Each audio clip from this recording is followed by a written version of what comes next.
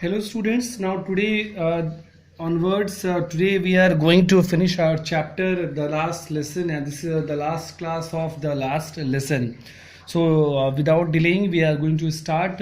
We studied here till here when the France was thinking that will they let the pigeons sing in German also, means are they going to impose their language on pigeons also. Means France wants to show his feeling of patriotism that pigeons cannot be allowed to sing in any other language. Their natural habitat is going, their natural language, they are not going to leave their natural language, and nobody could impose these natural habitat, the native speakers, the other language. So as well as he also considered himself that nobody is going to compel any language on us. Whenever I looked up from my writing, I saw Mr. MML sitting motionless in the chair and gazing first at the one thing, then the another, as if he wanted to fix in his mind just how everything looked at in that little room. Fancy, for 40 years it had been there in the same place, where his garden outside the window and his class in front of him. So what is being written here, that Mr. M. Hamel gives the paper sheet where he just wrote Alsace and France, and he gave the lesson to write down to everybody. On that paper it was written, at one side was written Alsace and one side was written that Alsace and Lorraine, and one side France. So this Alsace, Lorraine and France was written on the top of the page, and the student was supposed to write it on the whole page. So while France was writing all these things, everyone was writing, he just saw Mr. M. Hamel. What he saw that he was sitting motionless, and as he wanted to capture each and every image of the classroom. So further he says, only the desk and benches had been worn smooth, the walnut trees in the garden. He describes everything. In this passage, he describes everything, that for 40 years everything everything was just as same as 40 years ago. Only desk and benches were worn out. But he had the courage to hear every lesson to the very last. After the writing, we had a lesson in history, and then the babies chanted their Baba. Down there at the back of the room, old Hauser had put on his spectacles and holding his primer in both hands, spelled a letter with them. You could see that he too was crying.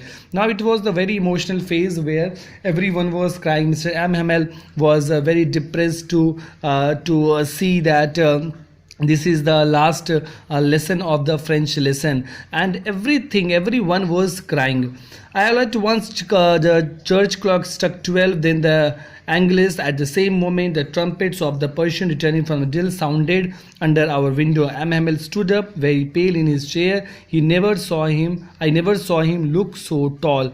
My friend, said he. Aye, but something choked him. He could not go on. So the clock struck 12, and the soldiers were coming from the drilling, and Mr. M. Hamel just summoned up his strength.